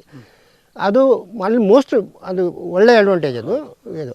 ಮತ್ತು ಅದರದ್ದು ಇದು ಹೇಳೋದಾದರೆ ಅದರದ್ದು ಮುಳ್ಳು, ಆ ಮುಳ್ಳಿನ ಇದಕ್ಕೆ ಎಲ್ಲರೂ ಹೆದರ್ತಾರೆ. ಆ ಮುಳ್ಳಿಗಾಗಿ ಹೆದರ್ತಾರೆ. ಬಟ್ ಹೈಟ್ ಹೋದ್ಮೇಲೆ ಯಾವ ಸಮಸ್ಯೆಗಳು ಇರೋದಿಲ್ಲ. ಅಲ್ಲ ಹೈಟ್ ಹೋದ ನಂತರ ಅದು ಕಟ್ ಮಾಡುವಾಗ ಏನಾದರೂ ಅದು ಬೀಳುವಾಗ ಏನಾದರೂ ತಾಗಿದರೆ ಅದು ಕೂಡ ಉಂಟು. ಅದು ಅಷ್ಟು ಜಾಗ್ರತೆ ಇದ್ದರೆ ಏನಾಗೋದಿಲ್ಲ. ಆದರೆ ಅದೊಂದು ಸಮಸ್ಯೆ ಮಾತ್ರ ಉಂಟು. ಇಲ್ಲದಿದ್ದರೆ ನಾನು ಹೇಳೋದಾದರೆ ಹಾಗೆ ಜಾಗ ಇದ್ದರೆ ನಿಮ್ಮ ಹತ್ರ ಇದು ಭೂಮಿ ಇದ್ದರೆ ಏನು ಮಾಡದೆ ಇದು ಮಾಡೋದಕ್ಕಿಂತ ನಿಮಗೆ ಒಮ್ಮೆ ಅದನ್ನು ಸ್ವಲ್ಪ ಇನ್ವೆಸ್ಟ್ ಮಾಡಿ. ಅದು ಇನ್ವೆಸ್ಟ್ಮೆಂಟ್ ಕೂಡ ಜಾಸ್ತಿ ಒಂದು ಇನ್ವೆಸ್ಟ್ಮೆಂಟ್ ಕ್ಯಾಪಿಟಲ್ ಇನ್ವೆಸ್ಟ್ಮೆಂಟ್ ಆಗೋದಿಲ್ಲ. ಈಗ ಒಂದು ಫ್ರೀ ಗಿಡಗಳನ್ನು ಕೊಡ್ತಾ ಇದ್ದಾರೆ. ಫ್ರೀ ಗಿಡಗಳನ್ನು ಕೊಡ್ತಾ ಇದ್ದಾರೆ. ಅವರು 3 ವರ್ಷ ಅದಕ್ಕೆ ಬೇಕಾದ ಫರ್ಟಿಲೈಸರ್ ಕೊಡ್ತಾರೆ ಮತ್ತು ಗೈಡೆನ್ಸ್ ಕೂಡ ಕೊಡ್ತಾರೆ. ಅವರು ಗೈಡೆನ್ಸ್ ನಿಮಗೆ ಎಂತ ಗೈಡೆನ್ಸ್ ಬೇಕೋ ಇದು ಅದನ್ನು ಅಂದಾಜು ಎಷ್ಟು ಖರ್ಚಾಗ್ಬೋದು ನೋಡಿ. ಒಂದು 8 ವರ್ಷದ ಮರಕ್ಕೆ ಒಂದು 8 kg ನೀವು ಗೊಬ್ಬರ ಕೊಡುವುದಾದರೆ ಅದಕ್ಕೆ ಅಷ್ಟು ಇದರದ್ದು NPK ಆ ಖರ್ಚು ಪ್ಲಸ್ ಒಂದು 50ರಿಂದ 100 kgವರೆಗೆ ಆರ್ಗ್ಯಾನಿಕ್ ಇದು ಕೊಟ್ಟರೆ ನೀವು ಆರ್ಗ್ಯಾನಿಕ್ ಬದಲು ನೀವು ಇದನ್ನು ಮಾಡ್ಕೊಂಡು ಒಂದು ಮಲ್ಚಿಂಗ್ ಮಾಡ್ಬೋದು. ಅಡಿಕೆ ಸಿಪ್ಪೆ ಅದೆಲ್ಲ ಹಾಕ್ಬೋದು. ಅದರಿಂದ ನಿಮಗೆ ಖರ್ಚು ಕಡಿಮೆ ಆಗ್ತದೆ. ಅದು ಮಾತ್ರ ಖರ್ಚು. ಮತ್ತು ನಿಮ್ಮ ಲೇಬರ್ ಕೂಡ ನೀವು ಔಟ್ಸೈಡ್ನವರು ಸಹ ಮತ್ತು ಮನೆಯವರು ಒಂದು 2 ಜನ ಇದ್ದರೆ ಸಾಕಾಗ್ತದೆ. ನೋಡಿ, ಒಂದು 7-8 ವರ್ಷ ನಾನು ಒಬ್ಬನೇ ಮಾಡಿದ್ದೇನೆ. ಇದನ್ನು ಮೇಂಟೈನ್ ಮಾಡಿದ್ದೇನೆ, ಕಟಾವು ಕೂಡ ಮಾಡಿದ್ದೇನೆ, ಎಲ್ಲ ಮಾಡಿದ್ದೇನೆ. ಹಾಗೆ ಅಂದರೆ ನಾನು ನನ್ನ ಇದರಲ್ಲಿ ಹೇಳೋದಲ್ಲ, ಅಂದರೆ ನಾವೇ ಮಾಡ್ಬೋದು. ಇದಕ್ಕೆ ಅದಕ್ಕೆ ಒಂದು ಜಾಸ್ತಿ ನಾವು ಡಿಪೆಂಡ್ ಅವ್ರ ಮೇಲೆ ಡಿಪೆಂಡ್. ಕಟಾವಿಗೆ ಮಾತ್ರ ನಾನು ಹೇಳಲಿಕ್ಕೆ ಆಗೋದಿಲ್ಲ. ಅಂದರೆ ಕಟಾವು ಮಾಡಲಿಕ್ಕೆ ನನಗೆ ಈಗ ಆಗೋದಿಲ್ಲ. ನಾನು ಮೊದಲು ಕಟಾವು ಮಾಡಿದ್ದೇನೆ. ನಾವೊಂದು ಇದರಲ್ಲಿ ಅಲ್ಲ, ನಮ್ಮ ಹಳೆಯ ಇದರಲ್ಲಿ ಮಾಡಿದ್ದೇನೆ. ಆದರೆ ಅದು ಮಾತ್ರ ಒಂದು ಪ್ರಾಬ್ಲಮ್. ಇದು ಗಿಡ ಸಣ್ಣದಿರುವಾಗ ನೋಡಿ, ಈಗ ಇಷ್ಟು ಎದುರಿಗೆ ಒಂದು 3-4 ವರ್ಷ ನಿಮಗೆ ಇಂಟರ್ ಕ್ರಾಪ್ ಮಾಡ್ಬೋದು. ಅಂದರೆ ಏನಾದರೂ ಬೆಳಿಗ್ಗೆ ಕೆಳಗೆ ನಿಮಗೆ ಅಂದರೆ ಅಷ್ಟು ಟೈಮ್ ಇದ್ದರೆ, ನಿಮಗೆ ಇದು ಇದ್ದರೆ, ಜನ ಇದ್ದರೆ ನಿಮಗೆ ಆದಷ್ಟು ಅದರಲ್ಲಿ ಇಂಟರ್ ಕ್ರಾಪ್ ಮಾಡಿ ಮಾಡಲಿಕ್ಕೆ ಸಾಧ್ಯ ಆಗುದಿಲ್ಲ. ದೊಡ್ಡದಾದ ಮೇಲೆ ಅಷ್ಟೊಂದು ಇದು ಬರಲಿಕ್ಕಿಲ್ಲ. ಅಂದರೆ ಹಾಕ್ಬೋದು, ಕೆಲವು ಸ್ವಲ್ಪ ಹಾಕ್ಬೋದು ಅಂತೇಳಿ. ಇದರಲ್ಲಿ ನಿಮಗೆ ಎಲ್ಲ ಟೈಪ್ನ ತರಕಾರಿ ಹಾಕ್ಬೋದು, ಬಾಳೆ ಹಾಕ್ಬೋದು. ಇದನ್ನೆಲ್ಲ ಹಾಕಿದರೆ ಅಂದರೆ 3 ವರ್ಷದವರೆಗೆ ಅದನ್ನು ಹಾಕಿದರೆ ಅದು ಮೇಲೆ ಬರುವಾಗ ಇದನ್ನು ತೆಗೆದ್ರೆ ಆಯಿತು. ಮತ್ತು ಅಡಿಕೆ ಅದೆಲ್ಲ ಇದನ್ನು ನಡುವೆಲ್ಲ ಹಾಕ್ಲಿಕ್ಕೆ ಆಗುದಿಲ್ಲ. ಅದು ಹಾಕಬಾರದು. ಹಾಕಿದರೆ ಅದು ಇಲ್ಲ ಇವಾಗ ಎರಡೂ ಆಗುದಿಲ್ಲ, ಹಾಗೆ ಆಗ್ತದೆ. ಸಣ್ಣ ಪುಟ್ಟ ಆಗಿರುವಂಥದ್ದು ಹೌದು. ಅಂದರೆ ಅದಕ್ಕಿಂತ ಮೇಲೆ ಹೋಗದೇ ಇರುವಂಥದ್ದನ್ನು ಅದು ಕೆಳಗೆ ಬೆಳೆಯುವಂಥದ್ದಲ್ಲ, ಇಂಟರ್ ಕ್ರಾಪ್ ಆಗ್ತದೆ. ಈಗ ತರಕಾರಿ ಈಗಲೂ ಕೂಡ ತರಕಾರಿ ಮಾಡ್ಬೋದು. ಹೌದು. ಅಂದರೆ ಜಾಸ್ತಿ ನಿಮಗೆ ಅದರ ಹತ್ತಿರ ನಿಮಗೆ ಅದು ತರಕಾರಿ ಅಷ್ಟು ಬೆಳೆಯುವುದಿಲ್ಲ ಅಂದರೆ ಅದರದ್ದು ಇದಾಗ್ತದೆ. ಅದು ಒಂದು ಸ್ಟ್ರಾಂಗ್ ಉಂಟಲ್ಲ, ಅದು ಸ್ಟ್ರಾಂಗ್ ಇರೋದಾಗಿನ ಇದು ನೋಡಿ, ಇಷ್ಟು ಜಾಗ ಈ ಜಾಗದಲ್ಲಿ ಬೆಳಿಬಹುದು ಅಂತ. ನಿಮಗೆ ಎಷ್ಟು ಏಜ್ ಆಗಿದೆ? ನನಗೆ 77 ನೋಡಿ, 77 ವರ್ಷದಲ್ಲಿಯೂ ಕೂಡ ಯುವಕರ ರೀತಿಯಲ್ಲಿ ಬಹಳ ಉತ್ಸುಕರಾಗುವ ಮೂಲಕವಾಗಿ ಎಲ್ಲ ರೀತಿಯಾಗಿರುವಂಥ ಸಮಗ್ರ ಕೃಷಿಯನ್ನು ಮಾಡಿದ್ದಾರೆ. ಆಗಲೇ ಹೇಳ್ತವು, ಬೇರೆ ಬೇರೆ ರೀತಿಯ ಕೃಷಿಯ ಒಟ್ಟಿಗೆ ತಾಳೆ ಬೆಳೆಯನ್ನು ಮಾಡಿದ್ದಾರೆ ಅಂತೇಳಿ. ತಾಳೆ ಬೆಳೆ ಎಷ್ಟು ಉಪಯೋಗ ಅಂತ ಹೇಳುವಂಥದ್ದು ಕೂಡ ನಿಮಗೆ ಕ್ಲಿಯರ್ ಕಟ್ಟಾಗಿ ತಿಳಿಸಿದ್ರು. ಯಾಕಂದರೆ ಬೇರೆ ಬೇರೆ ರೀತಿಯಾಗಿರುವಂಥ ಕೃಷಿ ಮಾಡಿದಾಗ ಒಂದಲ್ಲ ಒಂದು ರೀತಿಯಾಗಿರುವಂಥ ರೋಗ ಬಾಧೆಗಳು ಸಮಸ್ಯೆಗಳು ಕಾಣ್ತದೆ. ರೋಗ ಬಾಧೆಗಳು ಭಾಳಷ್ಟು ಕಡಿಮೆ. ಒಂದು ಕೆಂಪು ಮೂತಿ ಕಪ್ಪು ಮೂತಿಯ ಹುಳ ಬಿಟ್ಟರೆ ಬೇರೆ ಯಾವ ರೋಗಗಳು ಇರುವುದಿಲ್ಲ ಅಂತ ಹೇಳೋದು. ಅದರೊಟ್ಟಿಗೆ ಭಾಳಷ್ಟು ದೊಡ್ಡ ಮಟ್ಟದ ಶ್ರಮಗಳನ್ನು ಹಾಕಬೇಕಾದಂಥ ಅಗತ್ಯ ಇರುವುದಿಲ್ಲ. ಕಟಾವು ಮಾಡಲಿಕ್ಕೆ ಇರುವಂಥ ಒಂದು ಶ್ರಮ ಬಿಟ್ಟರೆ ಉಳಿದು ಯಾವ ಶ್ರಮಗಳು ಇಲ್ಲ. ಗೊಬ್ಬರ ಹಾಕುವಂಥದ್ದು ಅಥವಾ ನೀರು ಬಿಡುವಂಥದ್ದು, ಇದು 10 ದಿವಸಕ್ಕೊಮ್ಮೆ ಅಥವಾ 3 ತಿಂಗಳಿಗೊಮ್ಮೆ ಗೊಬ್ಬರ ಹಾಕುವಂಥದ್ದು ಅಥವಾ 10 ದಿವಸಕ್ಕೊಮ್ಮೆ ನೀರು ಬಿಡುವಂಥದ್ದು, ಇಷ್ಟು ಮಾಡಿದರೆ ಸಾಕಾಗುವಂಥದ್ದು ಅಂತ ಹೇಳೋದ್ರ ಬಿಟ್ಟರೆ ಯಾವ ಶ್ರಮಗಳು ಇಲ್ಲದೆ ತಾಳೆ ಬೆಳೆ ಆಯಿಲ್ ಫಾರ್ಮನ್ನು ಬೆಳೀಲಿಕ್ಕೆ ಸಾಧ್ಯ ಆಗುವಂಥ ವಿಶಿಷ್ಟವಾಗಿರುವಂಥ ಕೃಷಿಯ ಬಗ್ಗೆ ನಮಗೆಲ್ಲರೂ ತಿಳಿಸ್ತಾ ಹೋದರು. ಹಾಗಾಗಿ ಪಾಳು ಬಿದ್ದಿರುವಂಥ ಜಾಗ, ಏನೂ ಮಾಡ್ತಾ ಇಲ್ಲ, ಗದ್ದೆಯ ಬೆಳೆ ಮಾಡಲಿಕ್ಕೆ ಸಾಧ್ಯ ಆಗ್ತಿಲ್ಲ, ಭತ್ತದ ಬೆಳೆ ಮಾಡಲಿಕ್ಕೆ ಸಾಧ್ಯ ಆಗ್ತಾ ಇಲ್ಲ ಅಂತ ಹೇಳಿದರೆ ಸುಮಾರು ಒಂದು 55 ಅಂತ ಹೇಳ್ಕೊಂಡ್ರು. 55 ಗಿಡದಷ್ಟು ಒಂದು ಎಕರೆಯಲ್ಲಿ ಬೆಳೆಯುವ ಮೂಲಕವಾಗಿ ವರ್ಷ ಪೂರ್ತಿ ಆದಾಯ, ಎಲ್ಲಿಯೂ ಕೂಡ ಆದಾಯಕ್ಕೆ ಕೊರತೆಗಳಿಲ್ಲ, ವರ್ಷ ಪೂರ್ತಿ ಆದಾಯ ಸಿಗುವ ಮೂಲಕವಾಗಿ ಒಂದು ಒಳ್ಳೆ ರೀತಿಯಾಗಿರುವಂಥ ಕೃಷಿಯನ್ನು ಮಾಡ್ಬೋದು. ಹಾಗಾಗಿ ವಿಶೇಷವಾಗಿ ಹೇಳುವುದು ಅಂತೇಳಿ ಆದರೆ, ತೆಂಗಿನ ಮರದ ಪ್ರದೇಶದಲ್ಲಿ ಎಲ್ಲಾರು ತೆಂಗಿನ ಮರಗಳು ಹೋಗಿದ್ದರೆ ಮತ್ತೊಮ್ಮೆ ತೆಂಗಿನ ಹಾಕುವುದ ಬದಲು ಸರ್ಕಾರದ ಅಥವಾ ಇಲಾಖೆಯನ್ನು ಕನೆಕ್ಟ್ ಮಾಡುವ ಮೂಲಕವಾಗಿ ಈ ಒಂದು ಬೆಳೆಯನ್ನು ಹಾಕ್ಬೋದು. ಅಥವಾ ಖಾಲಿ ಬಿದ್ದಿರುವಂತಹ ಜಾಗ ಏನು ನಡ್ತಾ ಹೋಗ್ತದೆ, ಪಾಳು ಬಿದ್ದಿರುವಂಥ ಜಾಗ ಏನು ನಡ್ತಾ ಹೋಗ್ತದೆ, ಆ ಪ್ರದೇಶದಲ್ಲಿ ಹಾಕುವ ಮೂಲಕವಾಗಿ ಒಂದು ರೀತಿಯಲ್ಲಿ ನೆಮ್ಮದಿಯ ವಾತಾವರಣ. ಯಾಕಂದರೆ ಕೆಲವಾರು ಸಮಸ್ಯೆಗಳಿದ್ದರೂ ಕೂಡ ಅದನ್ನೊಂದು ಒಳ್ಳೆ ರೀತಿಯಾಗಿ ಬೆಳೆಸುವ ಮೂಲಕವಾಗಿ ಒಂದು ರೀತಿಯ ನೆಮ್ಮದಿಯ ವಾತಾವರಣ ಅಥವಾ ನೆಮ್ಮದಿಯ ಜೀವನ ಮಾಡಲಿಕ್ಕೆ ಸಾಧ್ಯ ಅಂತ ಹೇಳುವಂಥದ್ದನ್ನು ರಾಬರ್ಟ್ ಡಿಸೋಜ ಅವರು ತಿಳಿಸ್ತಾ ಹೋದರು. ಭಾಳ ಹೆಮ್ಮೆ ಆಯಿತು. ನಿಮ್ಮ ಇದೇ ರೀತಿಯ ಉತ್ಸಾಹ ಸದಾ ಇರಲಿ ಎಂದು ಕೇಳಿಕೊಳ್ಳುವಂಥದ್ದು ವೀಕ್ಷಕರ ಪರವಾಗಿ ವಂದನೆಗಳು. Thank you